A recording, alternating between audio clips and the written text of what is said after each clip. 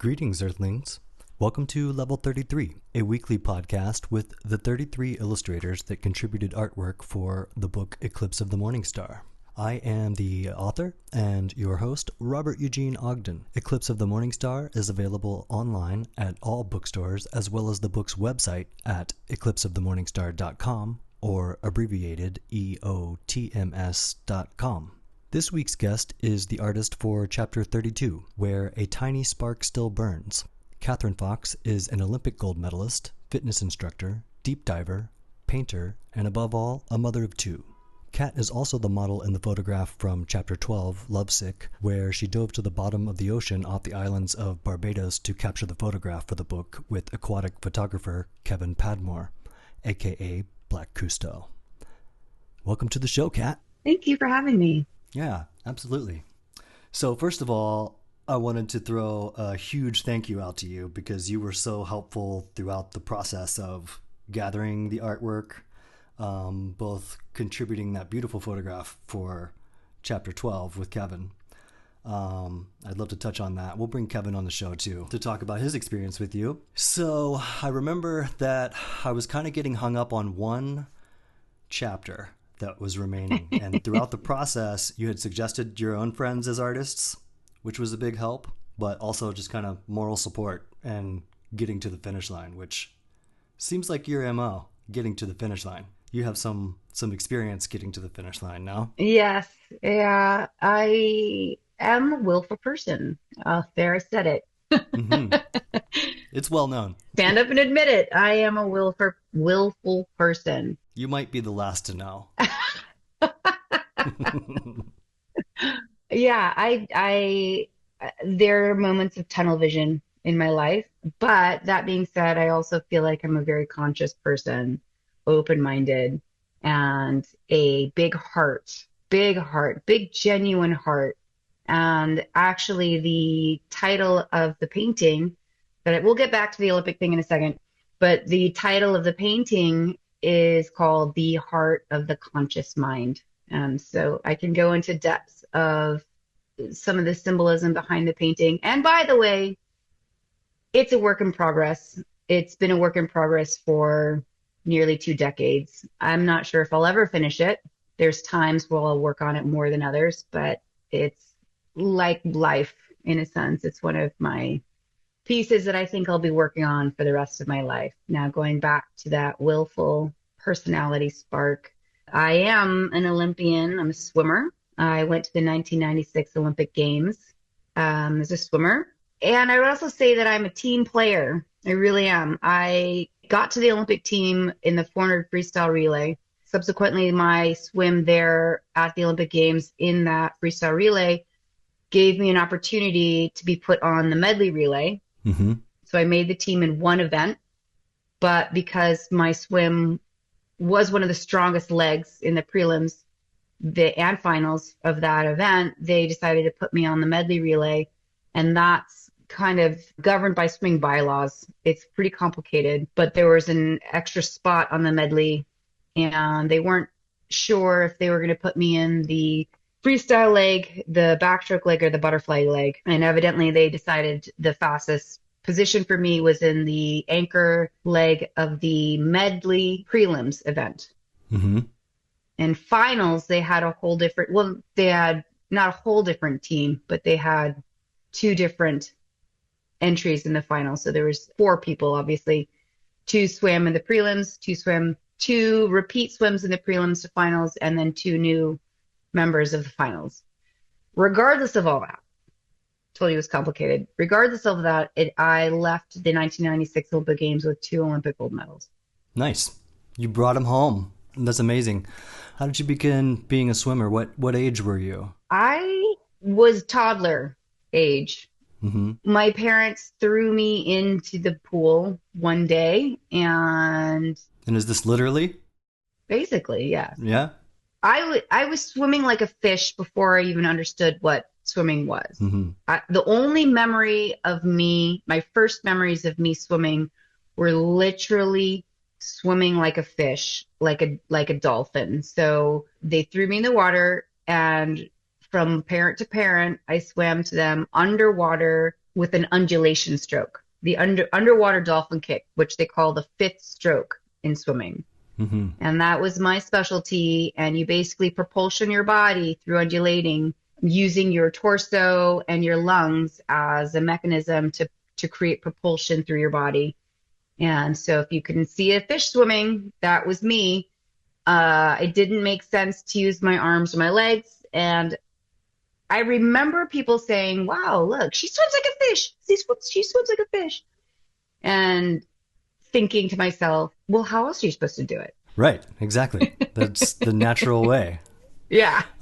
Man, you really just brought back some memories. I too was a swimmer, as you read in the book, which is kind of the ongoing joke of almost making the Junior Olympics. Man, I just remember being a kid and underwater was my little world. The sound goes out, you just hear the water sounds, and I would do these, I guess, flips underwater to try to lose my stomach, and my parents couldn't get me out of the pool. And so I think I started swimming maybe around 10 or 11, and I took it very seriously for the first 4 years. And that probably might touch a chord with you as well, because there came a point when it got so serious that being in the water was no longer fun. And it kind of became a job. And I guess growing up in Ohio, where swim practice was in early spring, which is basically winter, and cold water. Were you also in cold water early morning swimming, or were you indoors growing up? So we were indoors half the season, outdoors half the season. However, there were plenty of seasons where the outdoor pool would not warm up well until July. So the first month and a half, I mean, it was horrible. Horribly cold. Yeah, it sounds like you guys had it easy with the heated pools. I remember my mother and swim coach had to chase me around the pool and try to throw me in on some mornings. I mean, I think if you were to get into the pool today in an outdoor pool, I would not last long. And it is ingrained into my bones. I do not like cold water. Same here. At all. I think the only person that doesn't like cold water more than me that I know of is Kevin Padmore, who I bet. Man, has he even experienced it? He's a Bayesian. He'll get in the water in wintertime in Barbados, right? And it's like in the 80s, and he's like, "Oh no, man, too cold. I can't stand it that long." He's got wetsuits and double wetsuits and. That's funny. Especially we actually met in San Francisco, where I think some of the craziest surfers on earth live, and they have Mavericks, the big wave that breaks for the 24 competition, and I mean they have to have 11. I don't even know how thick wetsuits get, but you couldn't put one on me. 3 mil, I think. 5 mil? Yeah, it's still not going to be warm enough for me to get into the San Francisco Bay. I think I went in one time in the 12 years that I lived in San Francisco. Yeah, so swimming was a huge part. And for the book, I definitely had a vision, and I definitely thought of you, because without giving too much away for chapter 12, it deals with cold water and me being in cold water.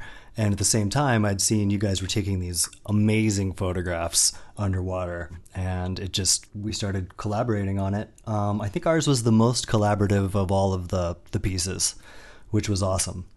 So tell us about that. We'll jump over to chapter 12. I would definitely want to come back to chapter 32 for your piece. But while we're on topic, what was it like getting that photograph for the book with Kevin? So it's a really interesting time in my life. I was about to leave Barbados and going through severe turmoil in my life, probably the hardest time of my life that I'm tearing up right now. I'm giving you a big hug. Thanks. It was, I think, the day before or a few days before I was slated to leave the island. We were living there in Barbados for about 3.5 years. And my children and I, the three of us, were leaving.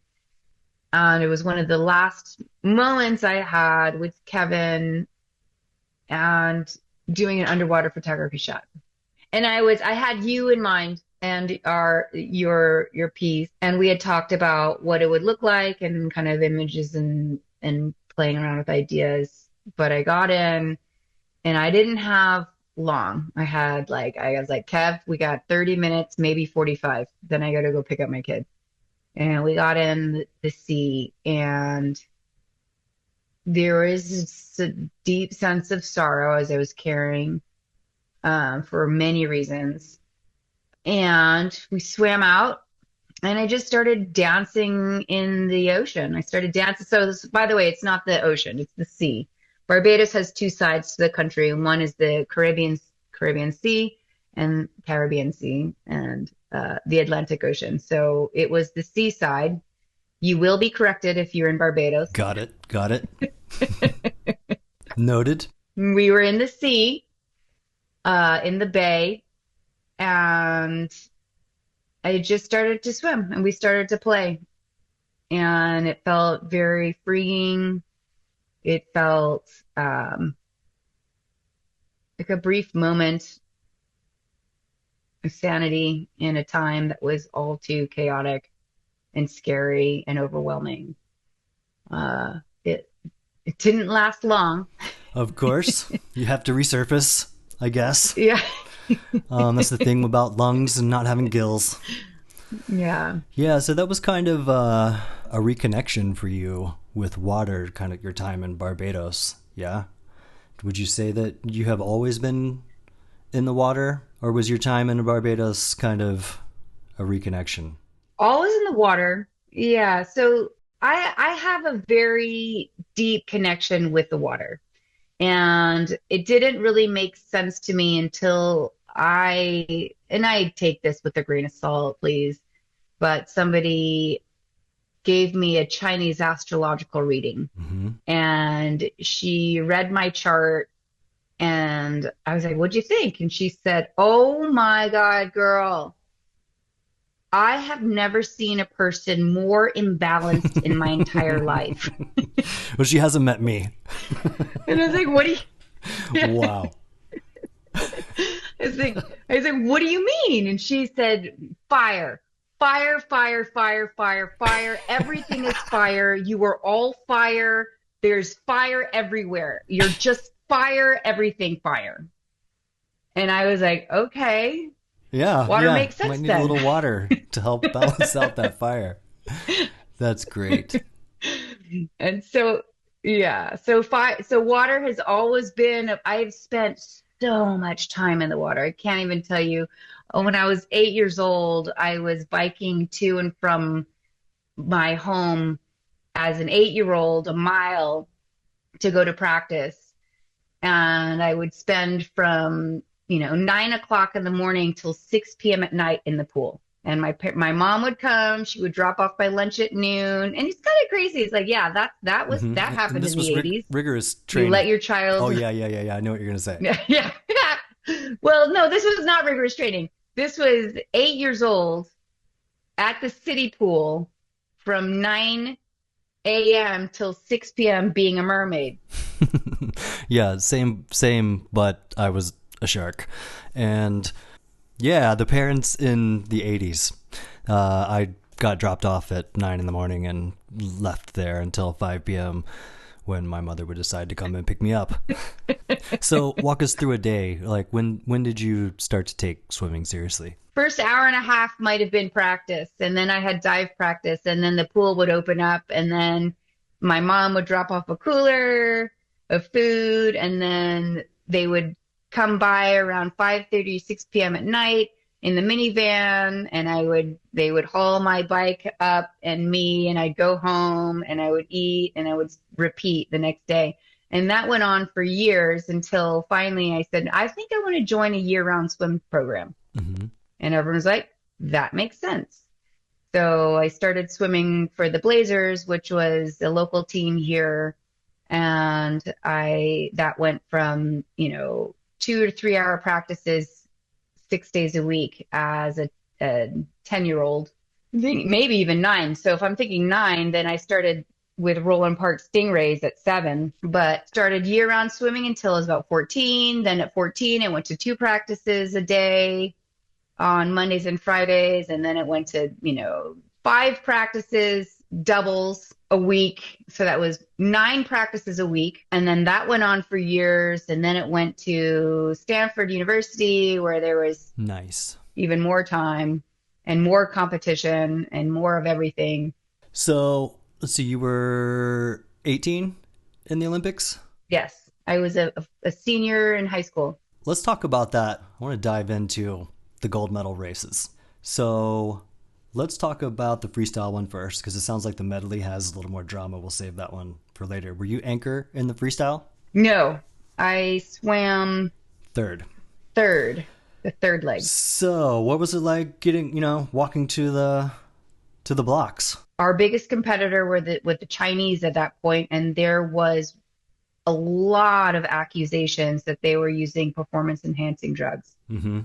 Yeah, I've seen some documentaries on that. I believe that the 4 years later, they were found with like human growth hormone in suitcases that they were bringing to, I think it was Barcelona. Wow. But that being said, the Chinese were enormous. There's one competitor in particular who was massive. Basically a manatee. An enormous human being. However, we outswam him that day. Yeah, manatees aren't that fast. I would think that we were considered the underdogs, but we were ahead. We started off ahead and stayed ahead. And by the time they put I think it was Li Ping, if I can remember correct, she was 4th. By the time I hit the wall, I was already a body length ahead, thanks to my teammates, and we maintained the lead, hit the wall, and got a gold medal.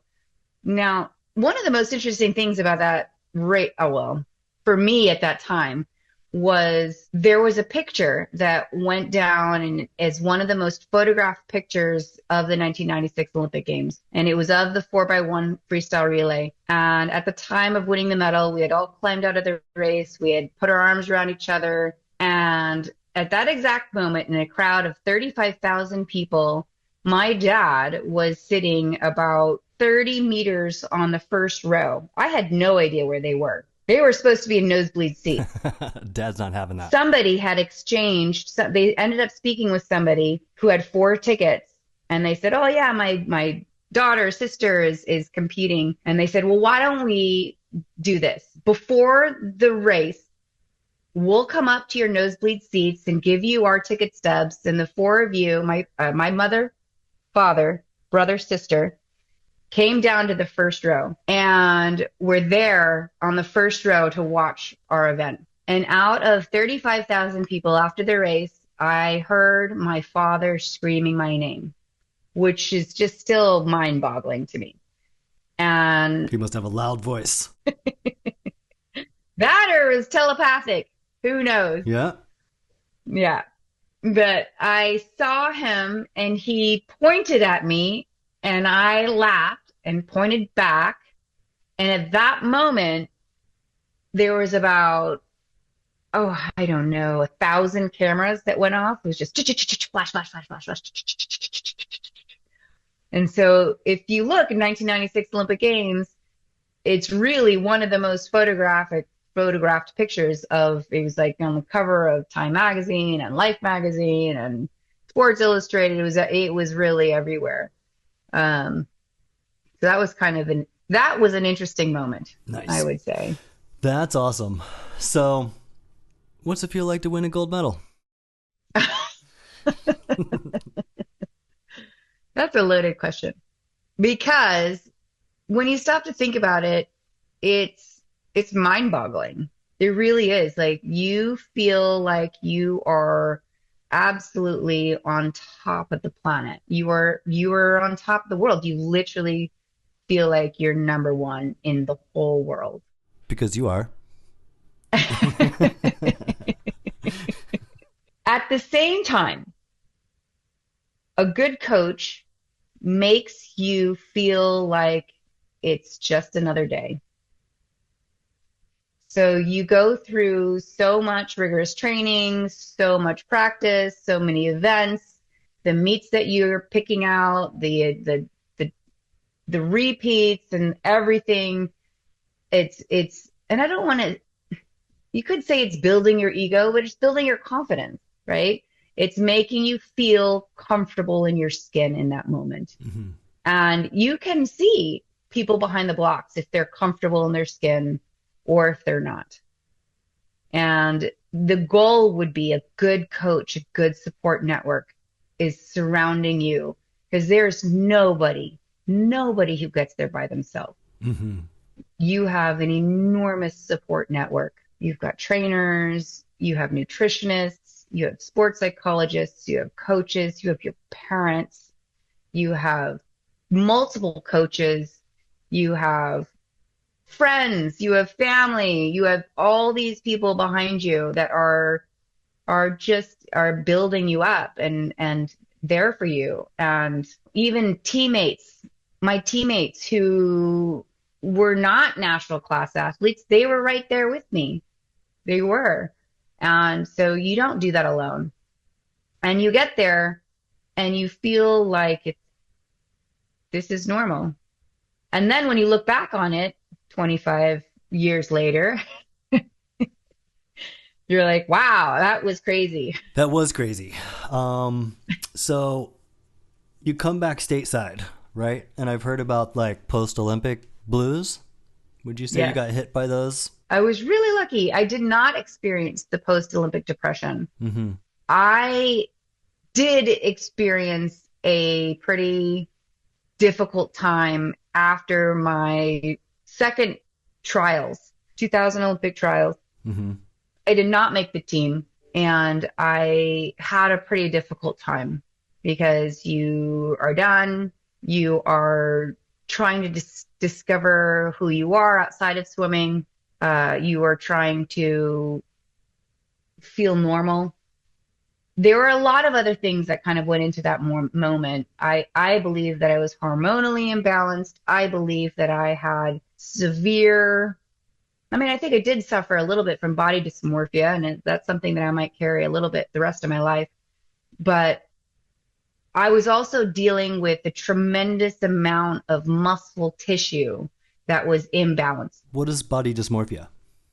Body dysmorphia. Body dysmorphia is typically discussed with people who are anorexic or bulimic. Mm-hmm. I even believe that some bodybuilders can have severe body dysmorphia. It's when you look at yourself in the mirror and you are never satisfied. I might be experiencing some body dysmorphia as we speak. I've got my dad bod rocking right now. I've been a dad for a year and getting my ass kicked for sure on that front in the best way possible. But rest is far and few between. So I found myself over resting and then kind of woke up one day and everything's aching. And I'm like, oh my God. Oh, there's a mirror. Oh no, that's me in the mirror. And so I've been on a fitness kick recently. Not liking that image in the mirror. But trying to keep that healthy, I think. Literally, that mentality. It's not about the look. It's more about longevity at this point, I think. Yes. So on the topic of kids, what is your approach with your kids? Are they athletic? My son is athletic. He recently has gotten into or interested in bodybuilding. Bodybuilding. Yeah. I mean, he's put on, I want to say 40 or 50 pounds in the last year. Damn. He's at the gym right now. Shocker. I saw a picture of him today. I was like, dude, is this fucking filter? What is going on? I know he's not that yoked right now. He's that yoked. Yeah, he has his mother's will. Yes, he does. Sure. So that is true. Does he want to go pro or? So he's interesting. He has the same will and drive and the competitive spirit. That is for sure. When he used to race triathlons and swimming, it's all of cycling, swimming, running. And when you put him at the starting line, he would get into that zone that I recognized very clearly. However, he balked at wanting to ever have to compete against, and I don't know if he knows this consciously, and maybe I'm making this up, but he balked at ever wanting to have to compete with performing at an Olympic world class level. And so he wanted to do it his own way. And as we moved to the States, competition changed and he was like, that's it. I'm not doing it. I'm not competing anymore. And he stopped. And that was kind of difficult for me, but I really feel as though that with an open heart and open mind, it's more about what my children want than what I want. And so he stopped competing. And then he went and got into bodybuilding. And then he was wanted to compete in the bodybuilding. And now just recently he's back into the idea of playing. Now he wants to play a team sport and he wants to play football. So he is going into his sophomore year in high school, never playing football a day in his life, and he wants to play football. So, I mean, it's great. It really is. I totally support whatever he wants to do. Now, my daughter, on the other hand, she doesn't have that same, at least I haven't seen it, that same competitive drive. I think she has a bit more, she's a little bit more timid. And so I really don't push her. She's extremely active. I see her do stuff on the trampoline that just blows my mind. Nice. And You're yeah, are and you a little she's nervous on the trampoline? no, no, but watching her, backflip, flip flop, like front, whatever. And then she's always on her hands upside down. She was the cartwheel queen for a summer, like literally 500 cartwheels a day. And so she's very active, but I'm just, I started swimming competitively, really competitively when I was 9. She's 10. And I just want them to be healthy. Mm-hmm. Here's interesting. I do really, anyone that wants to hear advice from an Olympian who's a parent, Yes, of I course. really do believe that there is a very healthy aspect to being extremely active in your youth as you go through puberty. Mm-hmm. Because when you go through puberty, you have a very natural set of hormones that are going to give you this boost in life. And if you are extremely active, not even competitive, but active, or utilizing your cardiovascular levels, your VO2 max the rest of your life will significantly be stronger and better Uh-huh. if you are utilizing your cardiovascular system in exploring your metabolic functions, building muscle mass during that time in your life. It will play dividends the rest of your life. Oh man, I didn't know that. And so I really do want my children to be active, not to win races, but to utilize that moment in time to gain health for the rest of their life. Yeah, that makes sense. Yeah, I definitely had that competitive fire myself, and I think I lost it for the last 20 years, for sure. I went to art school and, started partying and making art and took a different path. And probably about 6 years ago, I started getting back into it. And what was interesting was, like 40 years old? It was like I was still 17 years old when I first started working out. I thought I was still 17 years old anyway, so I was kind of sprinting and doing all these things, and now I'm getting injured quickly. It took a minute to remember, okay, I have to ease into this now. So Yes. I think I'm on like take 12 of getting back into running right now. But it's cool. There's a mountain behind our house. Well, not a mountain, but a large hill. And for 5 years, I've been wanting to climb the mountain and go over it to where I run around the reservoir. And so literally 2 weeks ago, I was finally just like, just do it. So I climbed the mountain. Fantastic. Stoked about that. My legs are gassed. But yeah, I think I would definitely contribute the mentality to what I learned in my youth as an athlete. I don't think that if I didn't have that ingrained in my head that I would be able to make such a huge life change in turning around my health at such a advanced old age. Let's circle back to your artwork for a second. What was the motivation behind that piece? The heart of the conscious mind was, it started during a time in my life of great transformation. And I was going through a separation and I had a lot more time in my hands and I started meditating a lot more. I became really interested in the chakras. I became really interested in meditating. And so in the piece, there are 7 chakras and then more. There are higher chakras above that. And at the center of the piece is the heart chakra. And that's where all of it permeates from the center of the piece, which is the heart chakra. And to me, it was about, if you look at the piece, it's spinning in a clockwise fashion. There are doves in it. There's a root chakra. There's a tree at the base.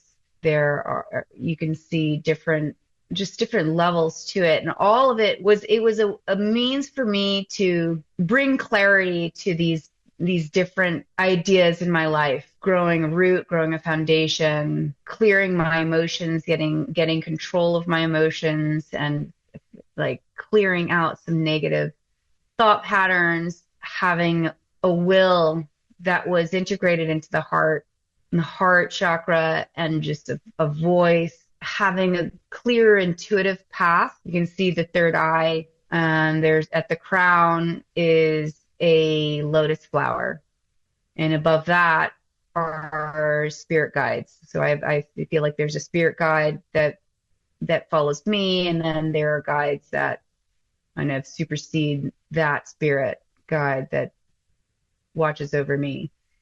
And it was just a way for me to kind of create and have a creative outlook that was going to manifest in my life something that was a little bit more foundational and something that I wanted to live by and have in my life. And so I named it the heart of the conscious mind. And it's been put away for many years. In fact, a very long time. And when I presented it to you, it was one of the first times in over a decade You had to dust that it I off. pulled it out. I dusted it off and I pulled it out, and I was like, you know what? It still has a long way to go. Well, it's absolutely stunning. And this chapter was a really funny one. And as I listened to you describe the piece, I kind of am both laughing and say gently kicking myself. Because if you remember, I had the goal to have 33 different artists, and I was really sticking to my guns. I would have to say, I don't think I've said this on the show because I've been trying to keep it a secret a little bit, but right when I decided to do this, we had our first child, and this kind of speaks to those goals and dreams. I think it was my smart-ass brother at the time who made a comment during my extremely sleep-deprived first phase of, the first 2 weeks of being a new parent, which is just, I'm not even going to try to describe what that's like, but if you've gone through it, you know what's up, which I know you do because I was around when you gave birth to your first child, which You were one of the first to visit. you wild woman just gave birth to this child in a bathtub by yourself at home. I was the living room floor, but yes. Oh, I remember hearing that. I remember the storm. I remember all of the... So after I heard that, I just had to go buy that giant white tiger for your first child. But it wouldn't be decades later until I had any clue of what it's like to be a parent in general, or a new parent. So I had the misconception that I was going to be able to continue with everything that I was doing before. And I would have time to come up with this great marketing plan for the book and do all of these things. And my brother made this comment that said, yeah, say goodbye to all your hopes and dreams. Those are now dead, and your life is just your child. And it hit me like everything my brother says in that way, that I was like, that's not going to be the case at all. I'm I am going to sign up 33 artists to do this book, not knowing what I was getting myself into. And so, surprisingly, so many people signed up immediately, almost all 33 within the first 48 hours. And then for chapter 32, which is a quite poetic chapter, I had chosen someone, and I think they went somewhere to Asia right after they signed up for it. And months later, I was still trying to, messages are pinging off, and I just had to let that person go. And then I was really excited for Yoriko Ito, which was a Japanese artist that I knew from my time at DreamWorks. And the reason I bring up how poetic that is, that chapter, is because Yoriko's first language is Japanese, and she was bouncing back and forth from California to Japan, where she was giving seminars and usually I'm really good about direction. Let's put it that way. And so I wanted to be very thorough, so I sent her a very thorough description of what I needed from her. And eventually she kind of just wrote back and was like, Robert, I guess my English is not so good. I have no idea what you are looking for. And then she got COVID and my deadline was approaching, and it's like, even though she's this great children's book illustrator and animator, I have to find someone new. That was kind of a little bit of the pressure. Maybe 3 or 4 of the chapters, people who had signed up are going through so much. That's why it was so amazing that you contributed not 1 but 2 pieces. So it was this whole thing that I had to think about. And you originally were like, well, I've got this artwork that maybe I could sneak in for chapter 32, because you were kind enough to check in on the project, which those little things, when people do that, are such motivation and inspiration to continue going, especially at a time when I'm getting worked by being a new father. And I'm like, what am I doing? I don't want to miss a moment of this thing over here. But as I do, I can be really rigid about my ideas. And luckily, I kind of convinced myself. I was like, well, she's only featured in chapter 12. Yeah, she's a co-creator, but it's not her artwork. So I remember you sent me that artwork, and an interesting thing happens when you come up with an idea for something. You definitely get attached to it, and that can really put the blinders on for what's available. And several times over, probably 2 or 3 pieces that came in, it was probably less about the artwork and more about sleep deprivation and extreme frustration of what was going on behind the scenes.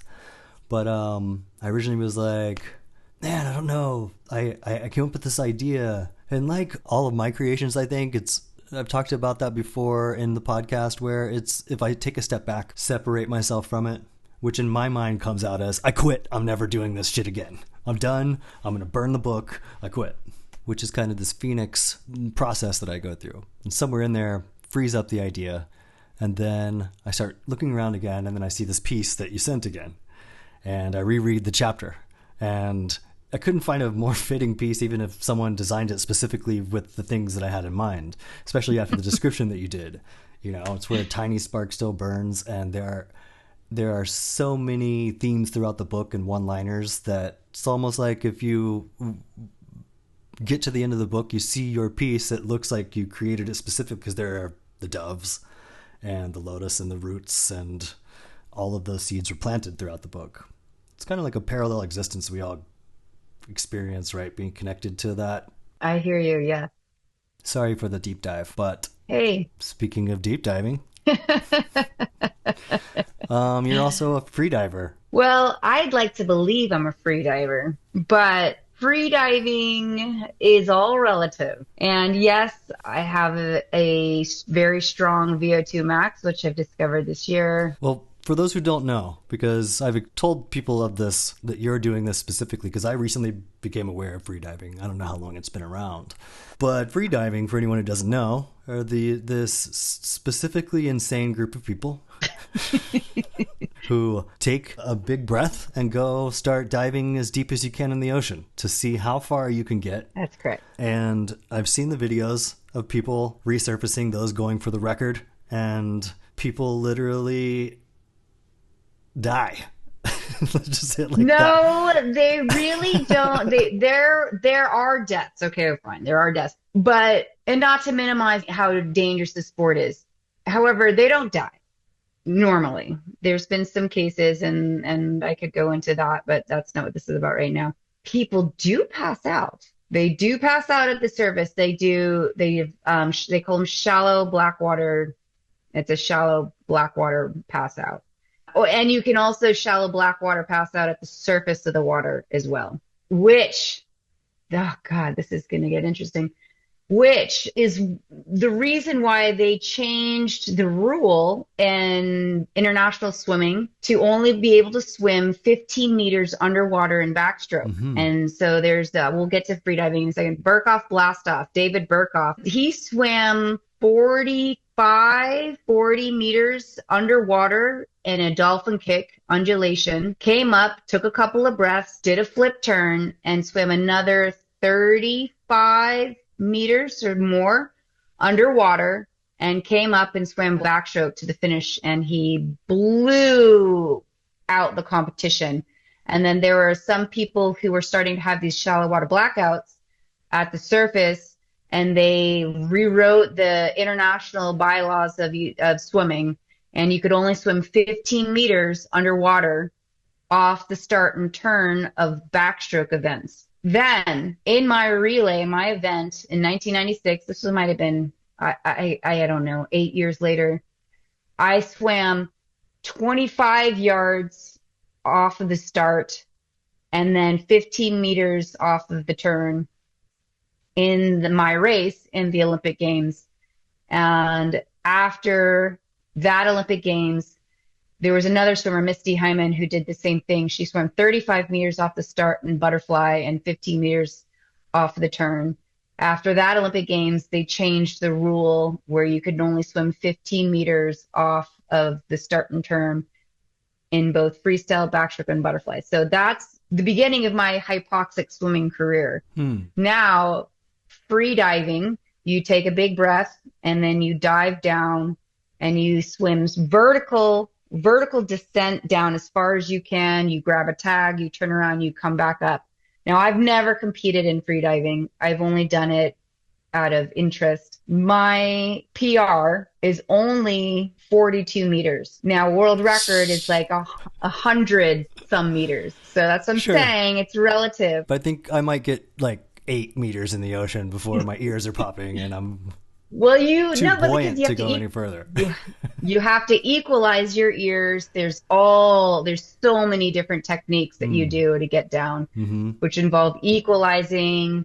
Your lungs compress every 10 meters underwater. The water pressure compresses your lungs 50%. So at 10 meters, you're at 50%. At 20 meters, you're at 25%.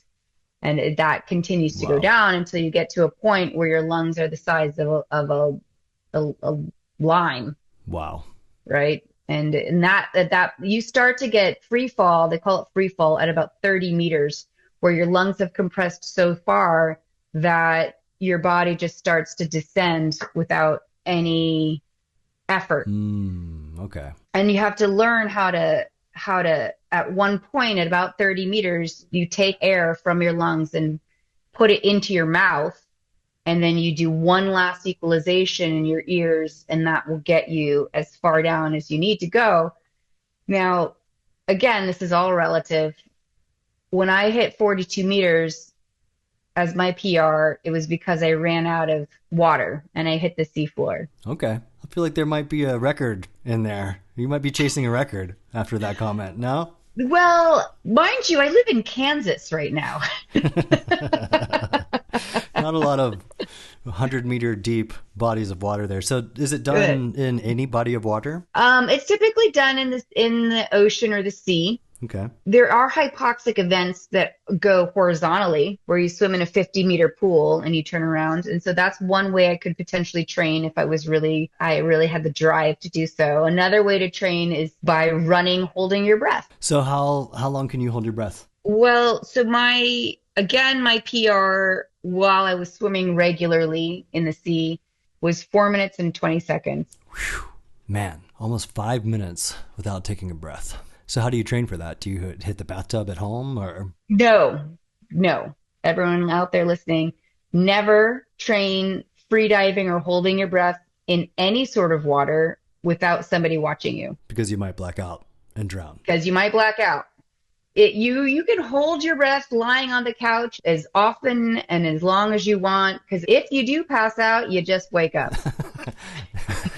Just taking a little nap. So did you black out in any of your attempts while you were free diving? No, I have not. Got I it. have not.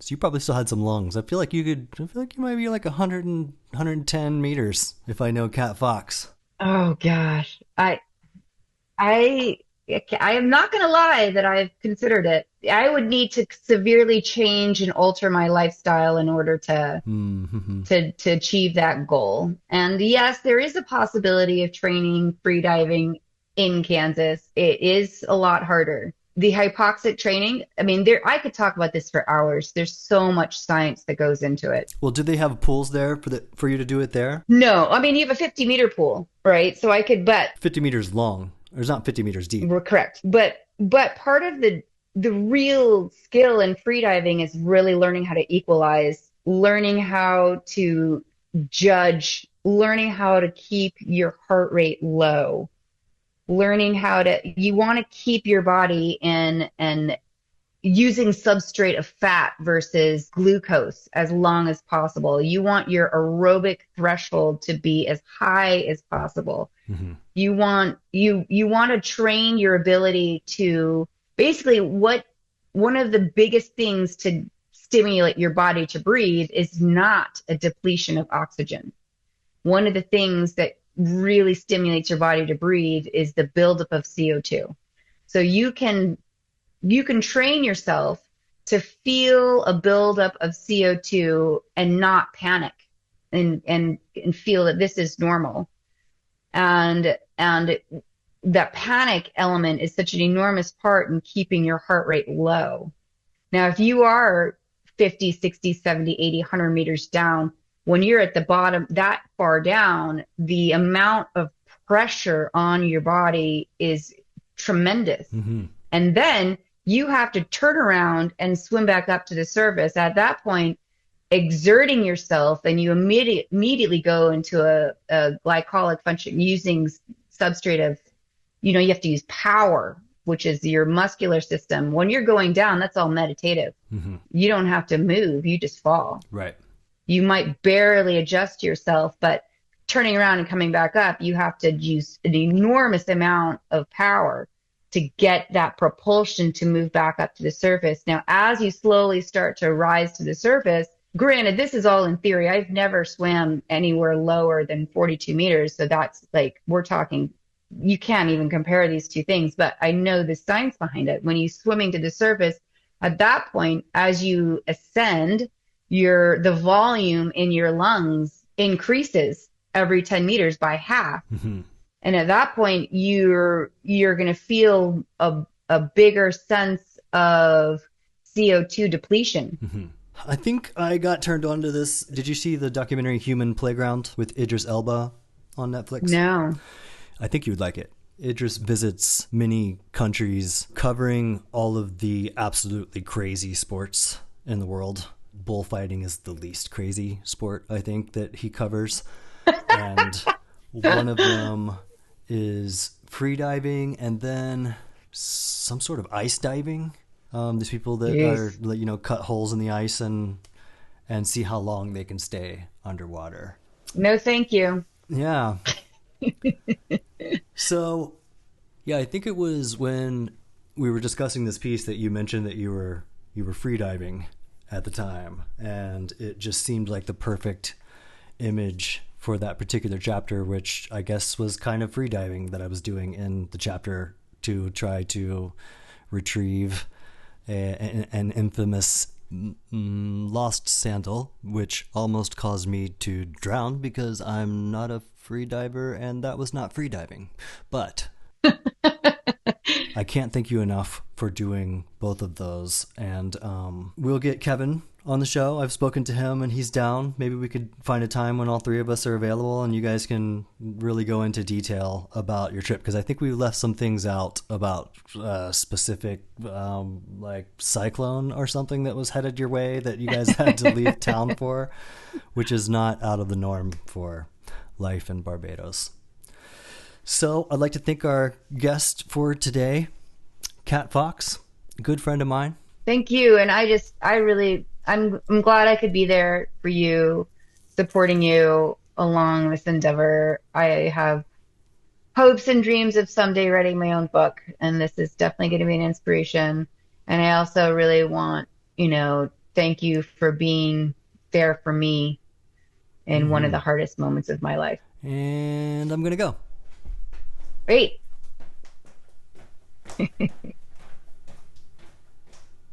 Check this out. Tequila. Eclipse of the Mourning Star is available everywhere, so buy it, read it, use it as a doorstop, sleep with it, toss it up in the air for a triple pike backflip, landing flawlessly 10.0 on your coffee mugs.